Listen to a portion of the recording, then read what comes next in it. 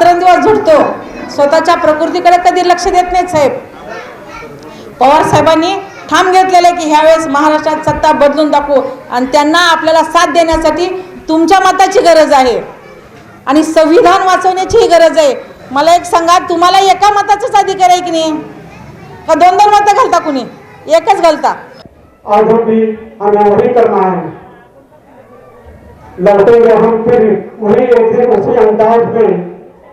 कुछ बादल छा जाने से सूरज का वजूद कभी खत्म नहीं होता. मैं भी हमारे दूसरे मेहमान को मैं दावत देने जा रहा हूँ. विद्यार्थी शहर के अध्यक्ष निशांत साळवे त्यांनी आपले मनोगत व्यक्त करावे. निशांत साळवे यांना मी आमंत्रित करतो. शरद पवार साहेबांना मानणारा हा वर्ग आहे, कारण आदरणीय नानासाहेब काळेंना तुम्ही या ठिकाणी पहिल्यांदावर त्याच्यावर विश्वास निवडून आणलंय. तुम्हाला माहिती असेल, या ठिकाणची जे पाण्याची पाईपलाईन असेल, सगळ्या भागामध्ये 8 आणि 10 दिवसावर पाणी येत असताना सुद्धा आदरणीय नानासाहेबांनी या ठिकाणी गंगावीरच्या माध्यमातून आपल्याकडे 2-3 दिवसांनी पाणी पुरवठा होत होतो. त्यानंतर या ठिकाणी जी आज लाईट दिसतीये, ती लाईट सुद्धा आदरणीय नानासाहेबांच्या माध्यमातून नगरसेवक असताना आपल्या भागामध्ये लावली गेली आहे. ते फक्त आणि पवार साहेबांच्या विचारांनी चालल्यामुळे या ठिकाणी आपण या पद्धतीने या शहराचा, या भागाचा विकास त्यांच्या माध्यमातून केलेला आहे. त्याचबरोबर सोलापूर शहरामध्ये स्मार्ट सिटी होण्याच्या अगोदर आपल्या भागामध्ये जे प्रमुख एरिया आहेत, काही ठिकाणच्या पदाधिकारी मासेल आणि काही भागामध्ये स्मार्ट सिटी या एरियामध्ये अजून सुद्धा अंडरग्राऊंड लाईट नाही आहेत. परंतु आपल्या त्या परिसरामध्ये ह्या ज्या लाईट दिसतात त्या अंडरग्राऊंड आहेत. ते नानासाहेबांनी नगरसेवक असताना केलेल्या त्याला, कारण तुम्ही त्यांच्यावरती विश्वास ठेवून त्यावेळेस शरदचंद्र पवार साहेबांवरती विश्वास ठेवून नानासाहेबांना निवडून दिलं होतं. आज गेली 20 वर्ष बघताय, 20 वर्ष आमदार असून देखील त्यांनी या भागामध्ये कधी फिरले नाही विजयकुमार देशमुख. परंतु त्यांच्यापेक्षा जास्त काम या ठिकाणी आदरणीय नानासाहेबांनी नगरसेवक असताना 5 वर्षामध्ये केलेलं आहे, तुम्हाला सगळ्यांना माहिती आहे. त्यामुळं या आमदारांना या ठिकाणी यावेळेस आपण सर्वांनी म्हणून घरी बसवायची वेळ आलेली आहे. आज कालच त्यांनी स्टेटमेंट दिलं की आम्ही निवडून आल्यानंतर आता रोज पाणी पुरवठा करू. परंतु गेले 20 वर्ष आमदार असून देखील त्यांनी पाणी पुरवठा करू शकले नाहीत. आता इतर कुठून आता विश्वास ठेवण्याची काही सुद्धा आपल्याला गरज नाही त्यांच्यावरती. त्यामुळे यावर्षी बदल आपल्याला 100% करायचा आहे. कोरोना काळामध्ये ते आमदार घरी बसून होते. आपल्या भागातले शहर उत्तरमधले अनेक नागरिक लॉकडाऊनमध्ये त्यांची परिस्थिती हलाखीची झाली होती, त्यांचा रोजगार बुडाला होता. अशा वेळेस खऱ्या अर्थानं आपल्या आमदारांनी आपल्याला साथ देणं गरजेचं होती. परंतु हे आमदार पळून गेले. अनेक नागरिक त्यांच्याकडे गेल्यानंतर खिडकीतून वाकून बघायला तयार नव्हते. अशा आमदारांना आपल्याला यावेळेस घरी बसवायचं आहे. कारण आपल्या शरद पवारांचे आमदार तुम्हाला माहीत असतील, निलेश लंके असतील, रोहितदादा पवार असतील, पहिल्याच टर्ममध्ये ते नगरसेवक झाले आणि कोरोना काळामध्ये जवळपास हजारो बेडचे हॉस्पिटल त्यांनी उभं केले. या ठिकाणी ते पहिल्या वेळेस आमदार होऊन जर हजारो बेडचे हॉस्पिटल उघडू शकतील तर या ठिकाणी 20 वर्ष आमदार राहिलेल्या आमदारांनी किती काय करायला पाहिजे होतं कोरोना काळामध्ये. परंतु हे आमदार पळून गेले, कुठल्याही प्रकारचं काम त्यांनी केलं नाही. अशा आमदारांना यावेळेस आपल्याला खऱ्या अर्थानं आता घरी बसवायची वेळ आली आहे. त्यांनी आता खूप तुमच्या मागे लागतील, त्यांच्या पायाखालची वाळू सरकली आहे, त्यांना काल आहे कुठेतरी त्यांना आता पराभव दिसला आहे. महेश अण्णांच्या रूपानं या ठिकाणी विकासाचे नेतृत्व असणारं नेतृत्व या ठिकाणी तयार झाले. त्याच्यामुळे त्यांना काल आहे की कुठेतरी आता महेश अण्णांच्या विकास कामामुळे या ठिकाणी त्यांचा जो स्मार्ट सिटीचा विषय होता तो कुठेही झाला नाही, तो कुठेतरी बाहेर पडायला लागलाय. अनेक ठिकाणी स्मार्ट सिटीच्या माध्यमातून त्यांनी भ्रष्टाचार केला. आज काही ठिकाणी त्यांचे रस्त्याचे टेंडरचे काम असतील ते सर्वच्या सर्व त्यांचे नगरसेवकच केले. त्याच्यामुळे त्यांना नागरिकांची कुठल्याही प्रकारचा संबंध नव्हता. आणि केवळ आपल्या सोबतचे असलेले नगरसेवक आहेत त्यांना टेंडर देऊन त्यांना मर्यादा मिळावा यासाठीच विजयश्री देशमुखांनी काम केलं. त्याचबरोबर शहर उत्तरमध्ये तुम्ही पाहत असाल, श्री बसवेश्वर जयंती असतील, मध्यवर्ती महामंडळ एक असताना त्यांनी मुद्दाम होऊन आपल्या मुलाला अध्यक्ष करण्यासाठी 2 मध्यवर्ती महामंडळ केले. लिंगायत समाजामध्ये त्यांनी मुद्दाम होऊन फूट पाडली. स्वतः 248 शहर उत्तर विधानसभा मतदारसंघाचे अधिकृत उमेदवार महेश अण्णा कोटे यांच्या प्रचारार्थ जी अमोल कोल्हे साहेबांची सभा हे आपल्या पंजाब तालीम म्हणजे आमच्या कुटुंबात होत आहे. या बैठकीला व्यासपीठावर उपस्थित असलेलेच सर्वच राष्ट्रवादी काँग्रेस पार्टीचे सर्व नेते, राष्ट्रवादी काँग्रेस पार्टीवर प्रेम करणारे, इथं उपस्थित असलेले सर्वच राष्ट्रवादी प्रेमी आज आपण कोल्हे साहेबांना आपण या ठिकाणी ऐकण्यासाठी इथं आपण उपस्थित झालेले आहोत. मी या ठिकाणी भाषण करायला उभारलो नाही, परंतु महेश अण्णांच्या विरोधात जो उमेदवार आहे तो उमेदवार कशा पद्धतीचा आहे हे मी सांगण्यासाठी या ठिकाणी माईकचा ताबा घेतलेला आहे. आपल्या सगळ्यांना माहित आहे, आज खरं तर मी या पंजाब तालीम भागात आज या स्टेजवर बोलतोय. आपल्या सगळ्यांना माहित आहे, व्यासपीठावरच्या सर्वच मान्यवरांना माहित आहे की मी राहायला सुद्धा इथं बाजूलाच आहे. परंतु माझी राजकारणाची सुरुवात ज्या वेळेस झाली त्यावेळेला मी भारतीय जनता पार्टीचा एक कार्यकर्ता म्हणून काम करत होतो. गेले अनेक वर्ष मी भारतीय जनता पार्टीत काम करत असताना कार्यकर्ता म्हणून काम केलो, युवा मोर्चाचा सरचिटणीस म्हणून काम केलो. त्यानंतर पार्टीमध्ये मी संघटन महामंत्री म्हणून काम केलो, महामंत्री म्हणून काम केलो. मला 2 वेळा महानगरपालिका निवडणूक लढण्याची संधी मिळाली. परंतु ही निवडणूक लढवत असताना किंवा मी विजयकुमार देशमुख यांच्याबरोबर काम करत असताना मला आपल्या सगळ्यांना हे सांगायचं आहे की विजय देशमुख ही व्यक्ती कसा आहे. गेल्या अनेक वर्षापासून काम करत असताना भारतीय जनता पार्टीमध्ये जे चांगले सक्षम कार्यकर्ते आहेत, तो कार्यकर्ता मोठा नाही झाला पाहिजे. मी आणि माझा मुलगा आणि माझे जवळचे कार्यकर्ते कशा पद्धतीने मोठे होतील, कारण त्या विजय देशमुख मालकाला त्यांना चांगला आणि सक्षम कार्यकर्ता, संघटनात्मक काम करणारा कार्यकर्ता त्यांना कधीही चालला नाही. त्यांना फक्त सतरंजा उचलणारा कार्यकर्ताच पाहिजे होता.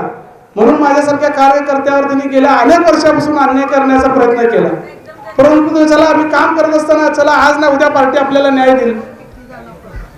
मी ज्या वेळेला 2012ला मला वाटतं इथं नाना पण आहेत, मी ज्या वेळेला ह्या भागात उभारलो नाना, त्यावेळेला तुम्हाला चांगलं माहीत असाल की मला तिकीट ज्या वेळेला दिलं याने ते कशा पद्धतीने दिलं आपण चांगल्या पद्धतीने सांगू शकता. इथं नाना आहेत. मी या भागात पत्रा तालीम असेल, मंगळवाडा तालीम असेल, पंजाब तालीम असेल, काळी मशीद असेल, लोणार गल्ली असेल, या भागात ठरवलं जायचं की या भागामध्ये एखाद्या कार्यकर्त्याला जर निवडणुकीला तिकीट दिलं तर हा संपूर्ण भाग त्याच्या पाठीमागे राहून तो त्या कार्यकर्त्याला निवडून आणायचा आणि मोठं करायचं. परंतु ह्या माणसानं नेमकं तेच हेरलं आणि या भागामध्ये कशा पद्धतीने भांडणं लावता येईल आणि त्या पद्धतीने या माणसाने या भागामध्ये भांडणं लावण्यासाठी सुरुवात केली. मी काम करत होतो, मी या भागात मला निवडणूक लढवायची नाही, मला या भागातून तिकीट देऊ नका, कारण मी 2000ला सुद्धा नाना या ठिकाणी तिकीट मागितलं होतं. आणि आपण दीपक जाधवला तिकीट कसं दिलं हे नानापेक्षा दुसरं कोणी चांगल्या पद्धतीने सांगू शकणार नाही. आज इथं नाना आहेत, नाना सांगू शकतील. त्यानंतर 2012ची पण निवडणूक लागली. मी सांगत होतो की मला दुसऱ्या कुठल्याही भागातून तुम्ही मला निवडणूक लढण्यासाठी सांगा आणि मला ह्या भागातून तुम्ही तिकीट देऊ नका. तुम्हाला जर मला ह्याच पद्धतीनं आणि मला संपवायचंच होतं म्हणून तुम्ही मला ह्या भागातून तिकीट दिलं. मी सांगितलं की मी बाळे भागात लढतो किंवा अन्य कुठल्याही भागात द्या, कारण मला माहित आहे आपल्या भागामध्ये अनेक लोक होऊन गेले. आज आपण त्यांच्या तालमीत तयार झालो. पत्रा तालीम असेल, पंजाब तालीम असेल, मंगळवाडा तालीम असेल. आज या भागाचं नाव घेतलं तर लोक हे नको ह्या लोकांच्या नादी लागायला नको म्हणत होते, परंतु ह्या माणसानं तिथं सुद्धा सोडलेलं नाही. आणि मला 2012ला या भागात त्यांनी तिकीट दिलं आणि पराभूत करण्याचं काम सुद्धा देशमुखांनीच केलं. हे सगळं करत असताना परत पुढच्या काळात सुद्धा मला 17ला निवडणूक लढण्याची संधी मिळाली. आता मी इथं लढलोय, 17ला मला इथं द्या म्हणलं तर बाळे भागात त्यांनी मला त्या ठिकाणी तिकीट दिलं. त्या भागात सुद्धा मी चांगल्या पद्धतीने निवडणूक लढली आणि त्या भागातून सुद्धा मी फक्त 84 मतांना पराभूत झालो. निवडणुकीमध्ये राजकीय डाव प्रतिडाव होत असतात. प्रत्येक उमेदवार निवडून येण्यासाठी आपल्या आपल्या पद्धतीने तो प्रयत्न करत असतो आणि प्रत्येक उमेदवाराला असं वाटत असतं की मीच आता निवडून येणार आहे. आजच्या विजय देशमुखांना सुद्धा वाटतंय की मी आता निवडून येणार आहे, परंतु तसं देशमुख मालक तसं होत नाही. जनतेनं तुम्हाला ओळखलेलं आहे की गेल्या अनेक वर्षापासून तुम्ही काय केलं. कार्यकर्त्यामध्ये भांडणं लावायचं काम तुम्ही केलेलं आहे. कुटुंबामध्ये तुम्ही भांडणं लावायचं काम तुम्ही केलेलं आहे. संघटनेमध्ये भागाभागामध्ये भांडणं लावण्याचं काम तुम्ही केलेलं आहे. आणि हे करत असताना तुम्ही सगळ्याच लोकांच्या मध्ये जाती धर्मामध्ये सुद्धा भांडण लावण्याचं तुम्ही काम केलेलं आहे. प्रत्येक समाजाला प्रत्येक कार्यकर्त्याला तुम्ही कधीही एकत्र येऊ दिलं नाही. तुम्हाला जर माहित असेल की बिजू प्रधानाबरोबर लढणारा कार्यकर्ता चांगला असेल तर त्याला आपण कधीही त्यांनी एकत्र, मी 12ला लढलो, 17ला लढलो, 17ला तर अशी परिस्थिती झाली की माझ्याबरोबर असणाऱ्या उमेदवारांना आणि त्यांनी मला वेगवेगळ्या पद्धतीचं मार्गदर्शन करून आम्ही चौघही कधीही एकत्र येणार नाही. कारण त्यांना माहित होतं की त्या काळात जे माझ्याबरोबर लढणारे लोक होते ते निवडून नाही आले पाहिजे आणि बिजू प्रधान बी निवडून नाही आला पाहिजे. कारण तुम्हाला माहित आहे की सक्षम कार्यकर्ता तुम्हाला चालत नाही, संघटनेवरती चांगल्या संघटनेसाठी काम करणारा कार्यकर्ता तुम्हाला चालत नाही. मला मालकांना एवढंच विचारायचं आहे की तुम्ही आज सांगता भारतीय जनता पार्टी आमची आई आहे, भारतीय जनता पार्टी आमचा बाप आहे, भारतीय जनता पार्टीचं आम्ही तन मन धनाला काम करतो. मला एवढंच आपल्याला विचारायचं आहे की आपण खरंच भारतीय जनता पार्टीशी आपण प्रामाणिक आहात का? ते फक्त मला सांगावं त्यांनी की यांनी भारतीय जनता पार्टीशी प्रामाणिक आहेत म्हणून.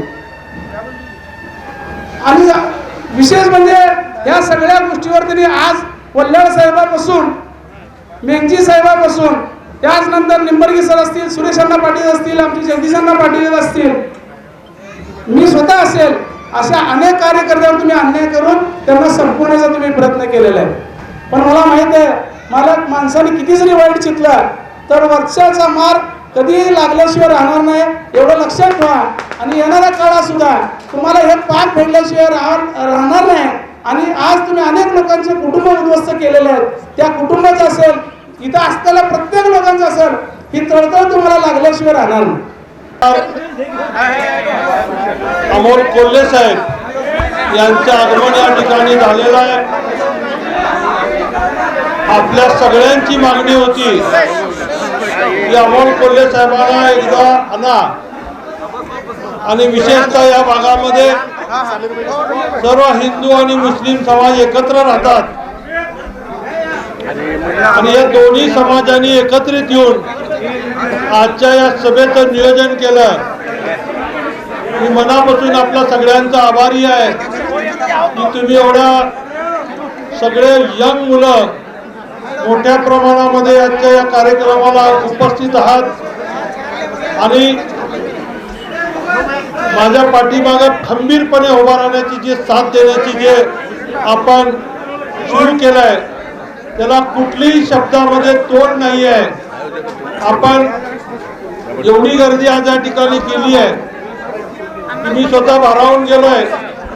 ही नुसती कॉर्नर मीटिंग नाही आहे, सभा नाही आहे, तर मला वाटतं विजयाची मीटिंग, विजयाची ही सभा आहे. अशा पद्धतीने तुम्ही या ठिकाणी खंबीरपणे साथ देऊन मला या ठिकाणी हे केलेलं आहे.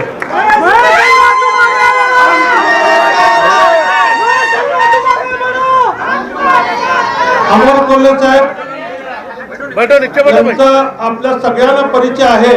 कधी शिवाजी महाराजांच्या भूमिकेतून आपण त्यांना पाहिलंय तर कधी संभाजी महाराजांच्या भूमिकेमधून आपण त्यांना पाहिलंय. आणि या सगळ्या भूमिका करत असताना पवार साहेबांना सगळेजण सोडून गेल्यानंतर खंबीरपणे साथ देणारे अमोलदादा आज आपल्यामध्ये आहेत. त्यांनी गेल्या वेळेसपेक्षा सुद्धा डबल लीडनी यावेळेस निवडून आलेले आहेत. कारण त्यांनी जे काय काम लोकसभेमध्ये विरोधी पक्षात असताना सुद्धा केलं ती कामाची पोचपावती लोकांनी त्या ठिकाणी दिलेली आहे.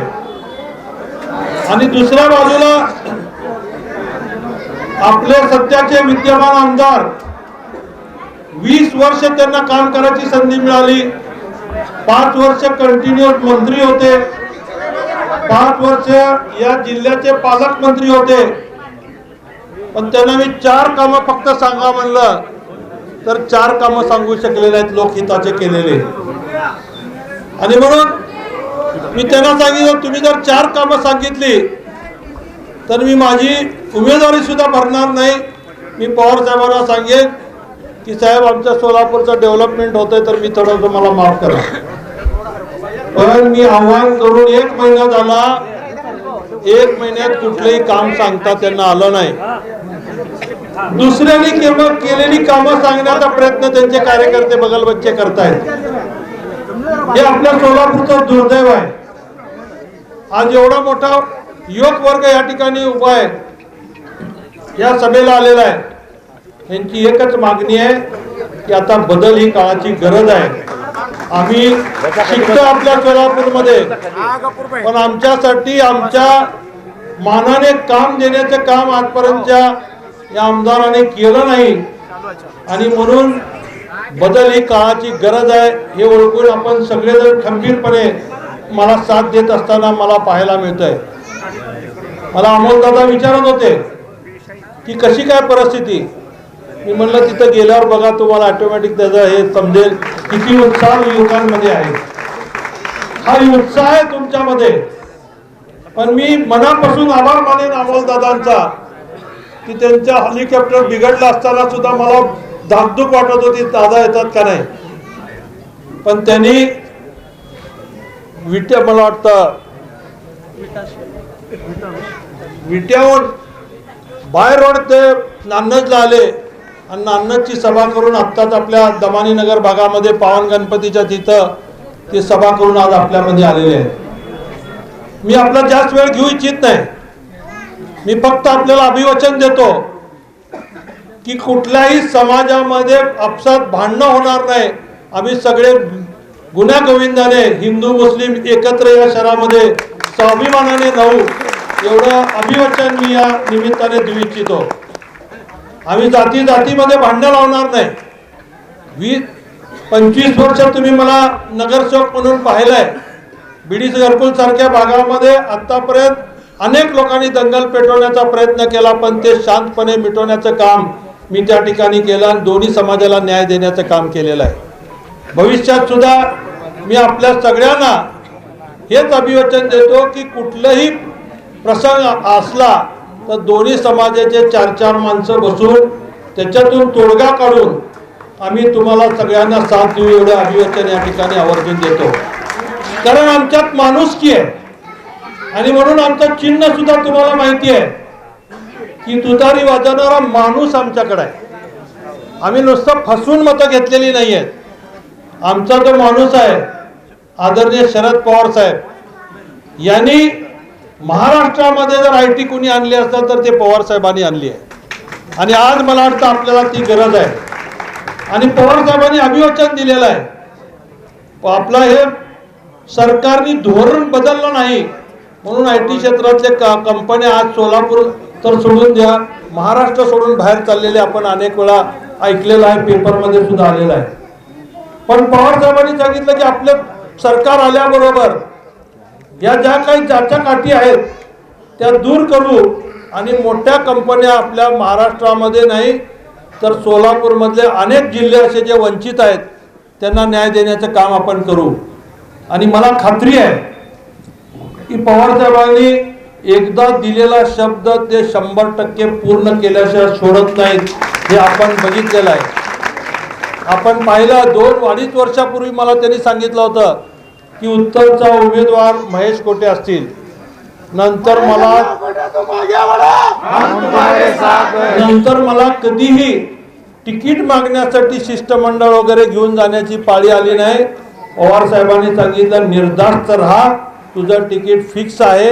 सगळ्या नेत्यांना बोलवून सांगितलं की मी महेशला तिकीट देतोय, तुम्ही सगळ्यांनी त्यांना साथ द्या. आणि त्यामुळे सगळे लोक आता आपल्याला साथ देत असताना चित्र आपल्याला पाहायला मिळतंय.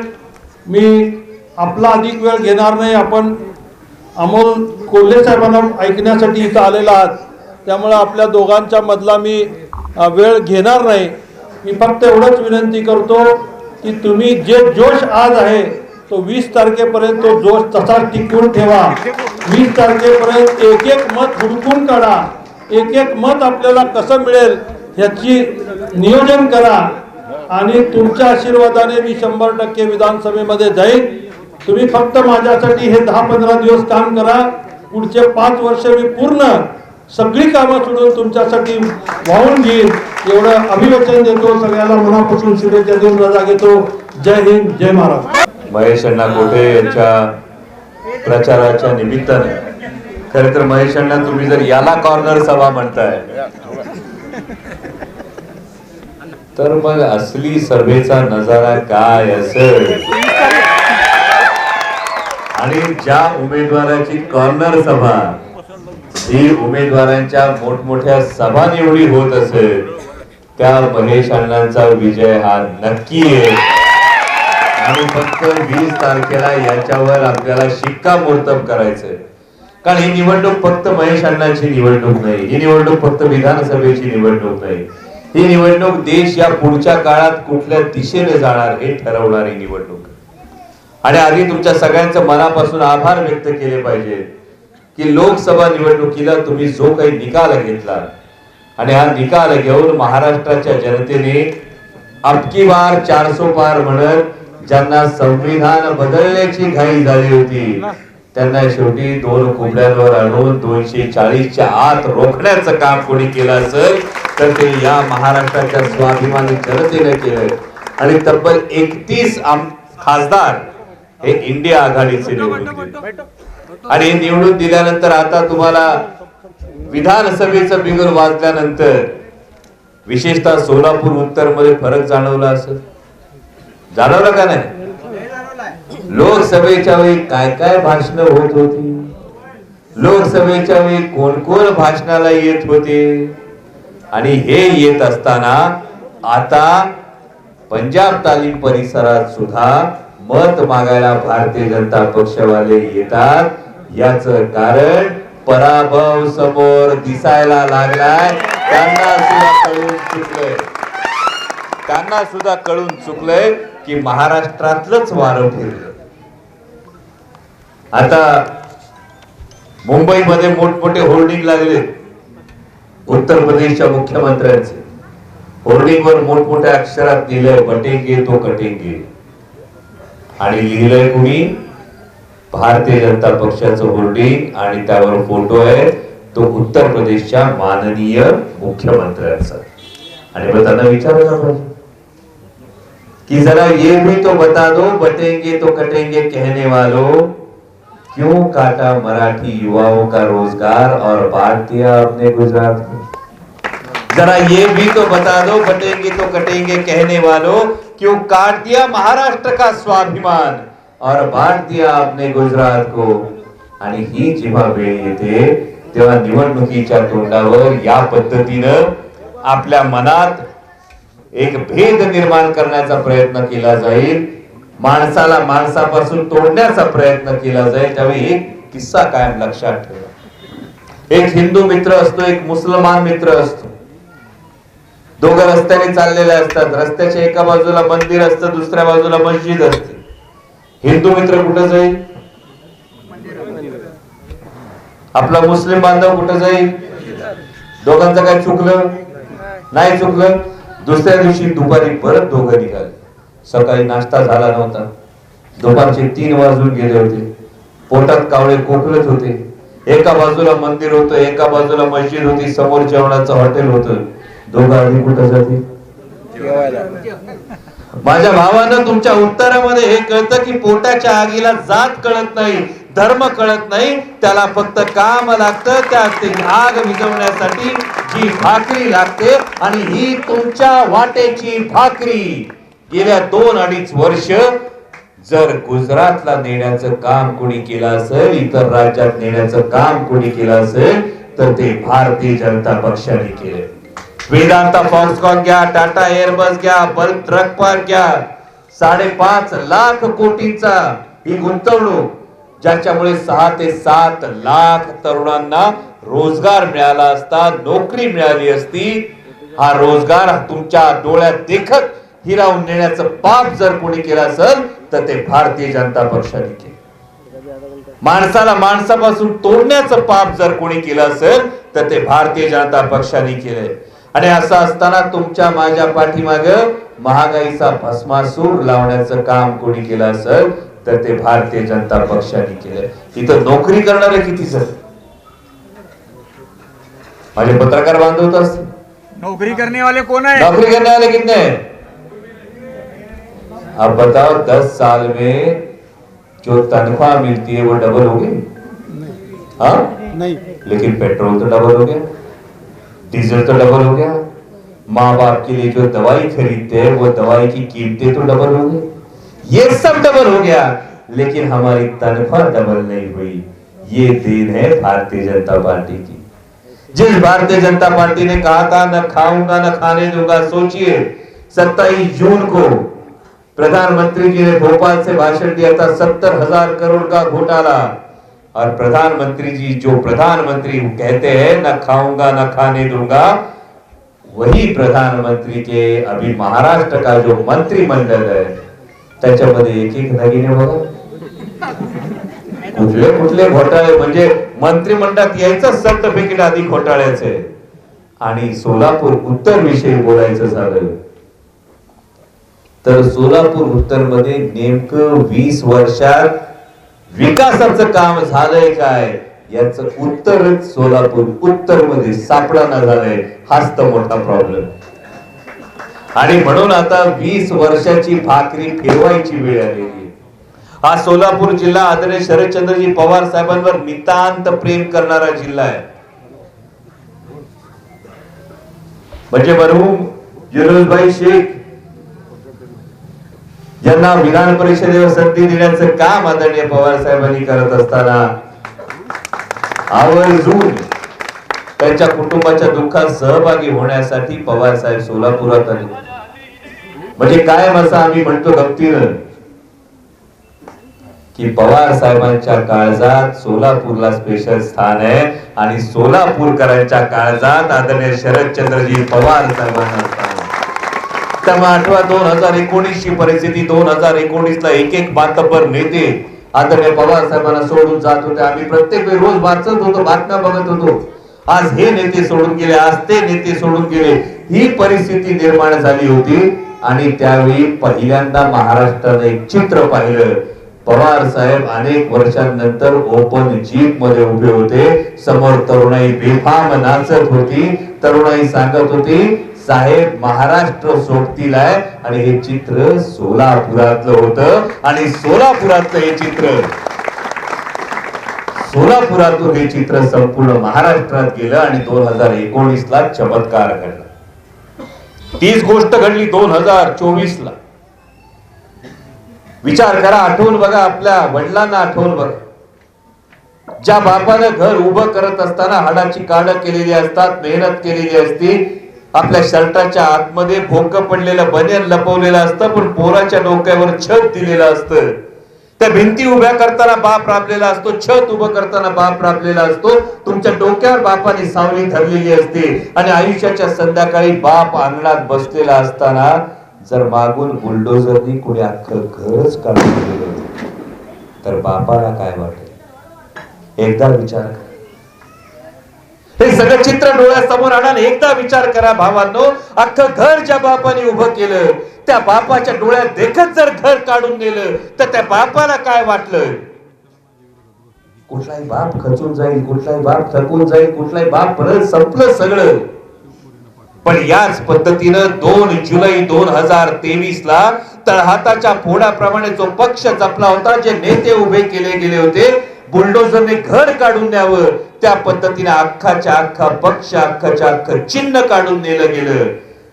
आणि दिल्लीतले नेते गिधाड जसं भक्ष्याकडे बघतना तसे बघत होते की शरद पवार नावाचा माणूस गुडघ्यावर बसला म्हणजे महाराष्ट्र झुकला, शरद पवार साहेबांनी हत्यार टाकलं म्हणजे महाराष्ट्राने शरणागती पत्करली, शरद पवार साहेबांनी मान खाली घातली म्हणजे महाराष्ट्र समोर झुकला।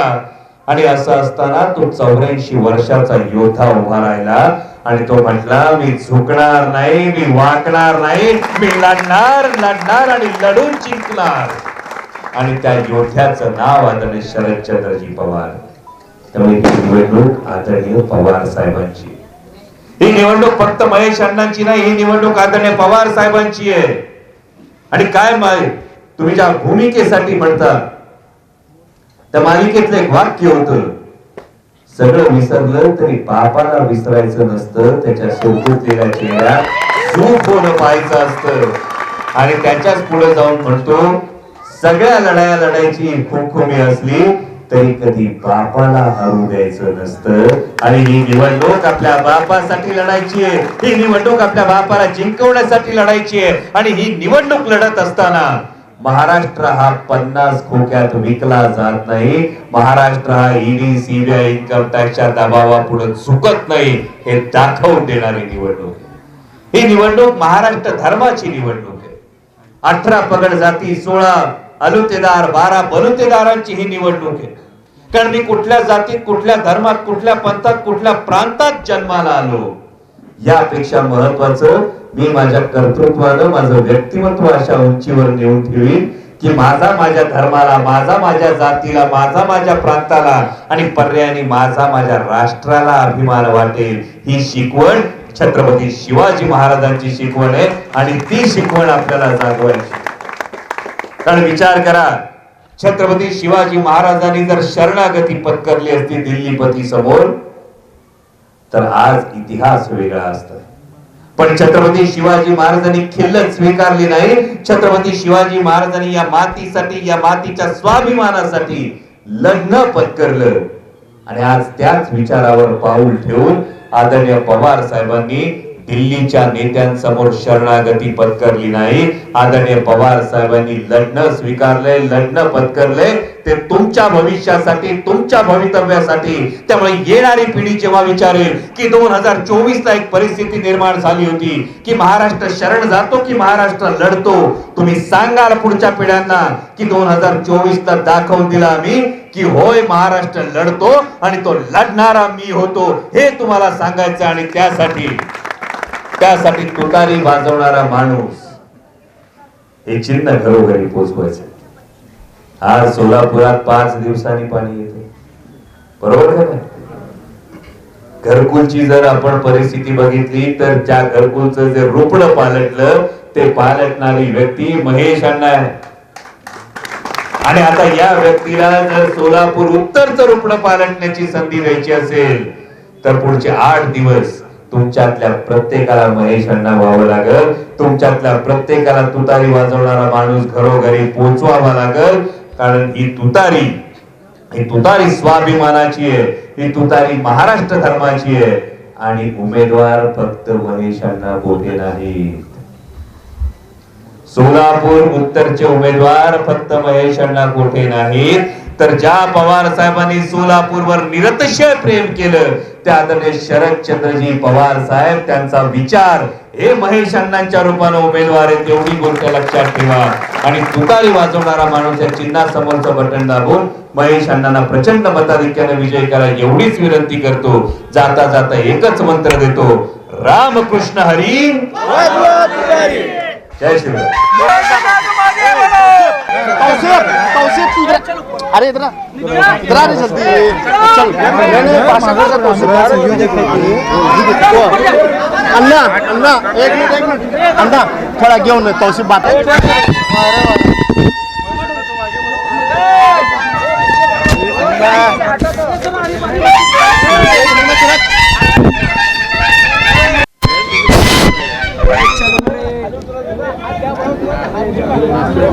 चालू करा बोलना